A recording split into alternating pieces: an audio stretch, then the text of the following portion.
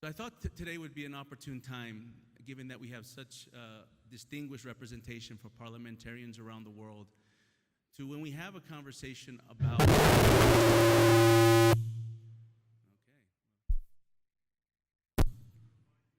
Can you hear me from here? Okay, I'm gonna stay a little back.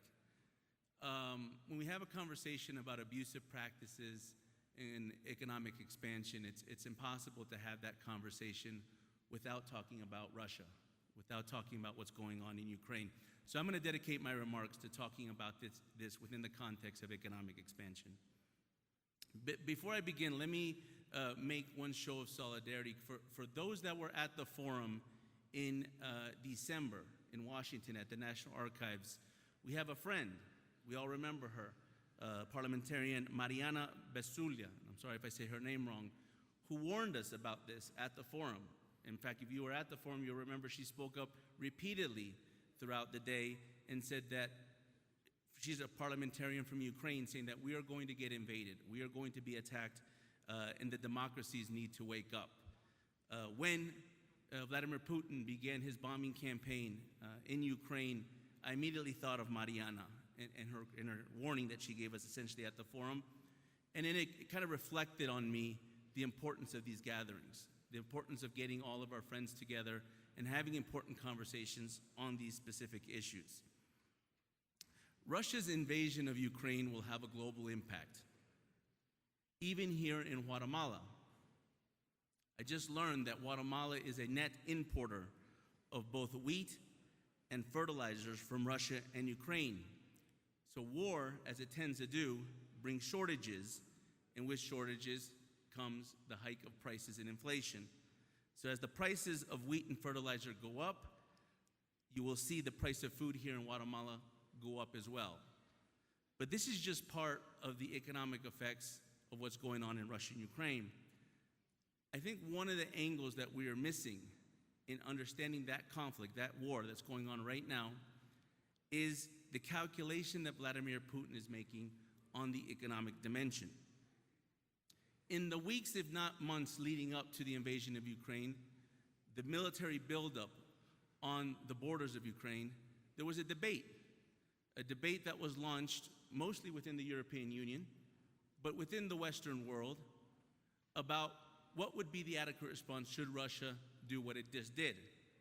And I think Vladimir Putin made that calculation because he kind of sparked that debate by doing the buildup. And the calculation that he made was that there was going to be no military response from NATO, from the United States, or from anyone in the international community. But I believe he anticipated that there was going to be a reaction, but that reaction was going to be what it was, which was swift and strong sanctions. But these sanctions did not surprise Vladimir Putin. In fact, he knew that they were coming. Even the de-swifting of the Russian banking system is something that Russia discussed going back to 2014 when they annexed Crimea. So back in 2014, I was in Bolivia, in Santa Cruz, Bolivia. I was at a conference by the United Nations called the Group of 77, the G77. You guys probably all are familiar with what I'm talking about. In fact, it was the 50th anniversary of the G77. And Russia was invited to the G77. This is back in June of 2014 by the then president of Bolivia, Mr. Evo Morales. And in the final declaration of this conference that was had in Santa Cruz, Bolivia of the G77, there was a very specific point that the Russians proposed into the declaration. It's point 131 for those that want to look it up. And I'm going to quote what this point was in the declaration. We, meaning the group of 77 nations, we affirm the need to reform the international financial architecture so that we have a financial and monetary system that reflects the reality of the 21st century. The reform of the international financial architecture has been a goal of Vladimir Putin for many, many years. One of the reasons he has this goal, one of the reasons he's been able to formulate this goal into specific policies and actions is because some of his advisors. I'm going to point specifically to Mr. Sergei Glaziev, who some of you may be familiar with because he was an economic advisor to Vladimir Putin up until 2019. In fact, if you read or you watch Vladimir Putin's remarks in the days leading up to his invasion of Ukraine, you would think he took excerpts from Sergei Glassiev's book published in 1999 called A Genocide, Russia and the New World Order.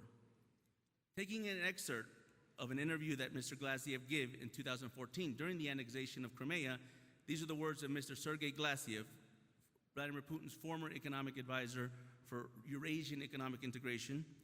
In an interview in 2014, he says, "The entire crisis in Ukraine was provoked by American institutions with their European partners, and they financed neo-Nazis." These were the words of Sergei Glassiev back then, and these are the words of Vladimir Putin today. Because in their worldview, in Sergei Glassiev and Vladimir Putin's worldview, the most serious way to attack the United States and the West, and this includes Europe and Latin America, is to collapse the US dollar.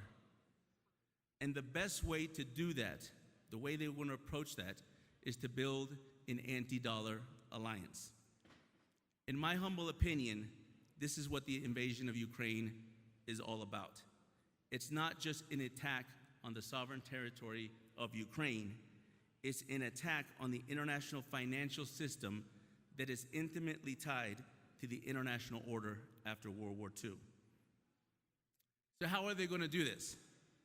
Well, over the years, not just Russia, but also Venezuela, Cuba, North Korea, Iran, China, have figured out an antidote, a vaccine, if you will, to US and international sanctions, which is disinformation. Disinformation has become the #1 weapon used in 21st century warfare. And since 2014, specifically, because Russia was sanctioned because of its annexation of Crimea, since then, Vladimir Putin has more than tripled the budget of the communications apparatus of the Kremlin.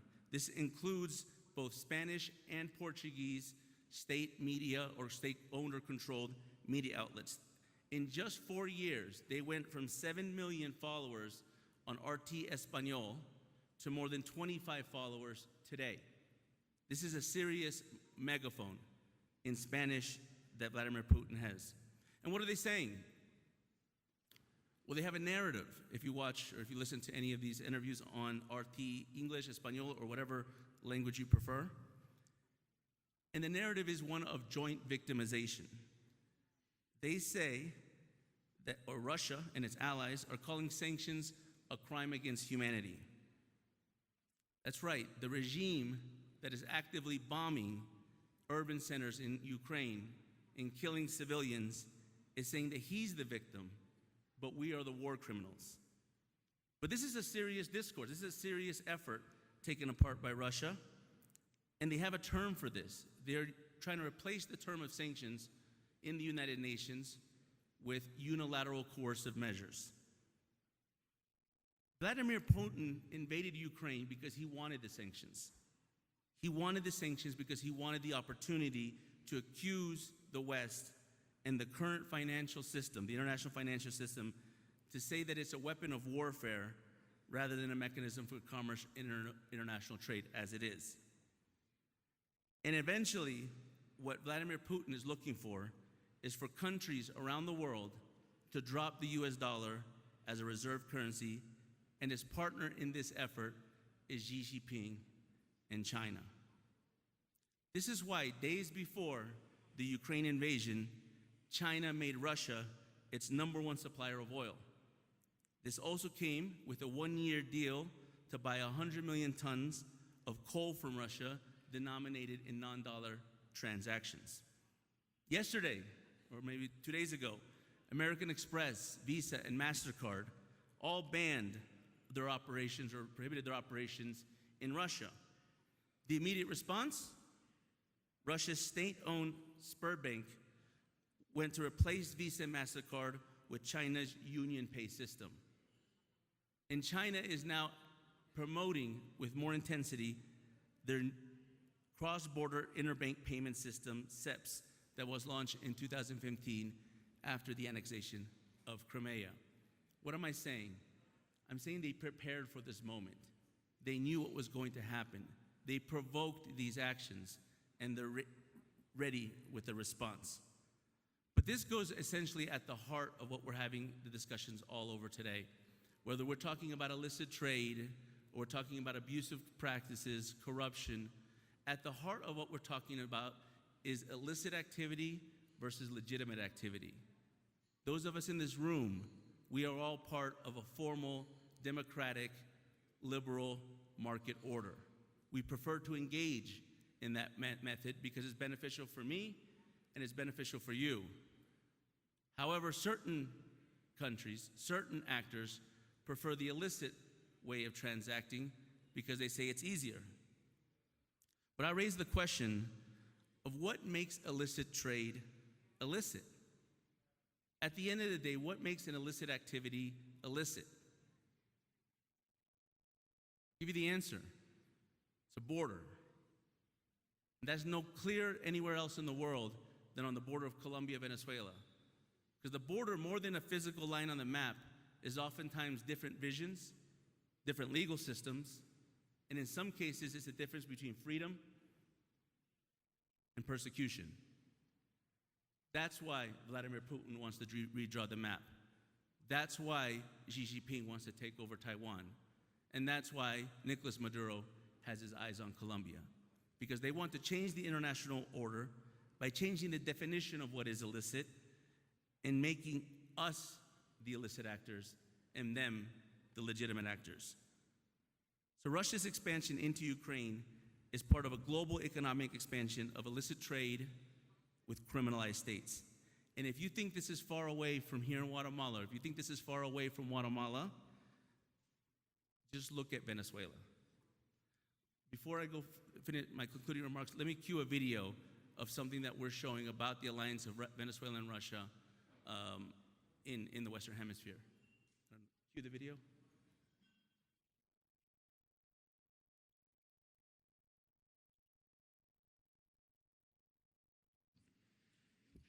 A continuación, Microphone does not like me. a continuación les voy a presentar al siguiente moderador. ¿No ha terminado? Video. O tal vez no. No avisan. No avisan. Y es que no estaba oyendo la traducción. As they're cueing the video, I think I have a few more minutes. As they're cueing the video, I'll give you my concluding remarks. And if the video plays, oh, here you go. So what you're seeing right there, we're on the Arauca River along the Colombian-Venezuelan border. And what you're seeing right there is the flag of the FARC.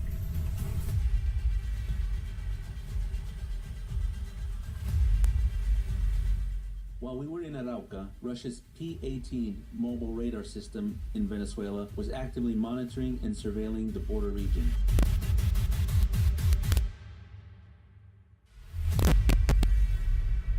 Maduro's government have grasped the Colombian authorities with the initiatives, yet he received no response. We call Colombia to show the goodwill.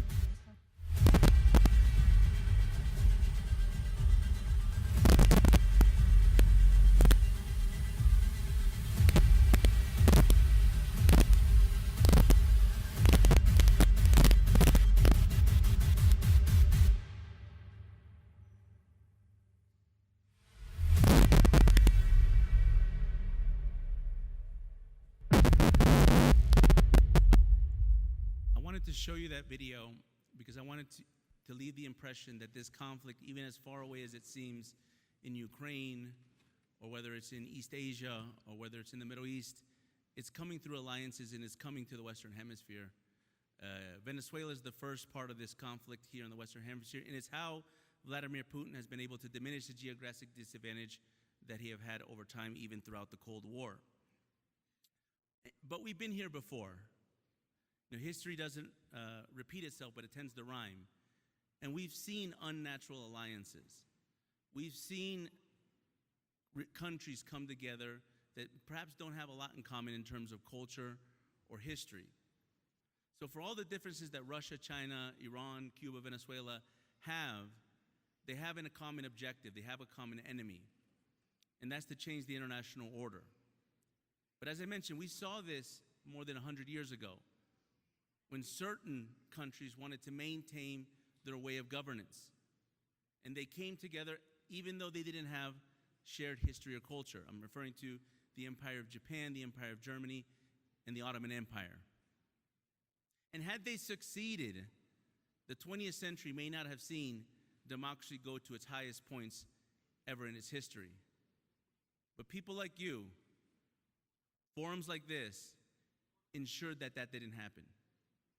We're facing that moment once again. It's not just Vladimir Putin.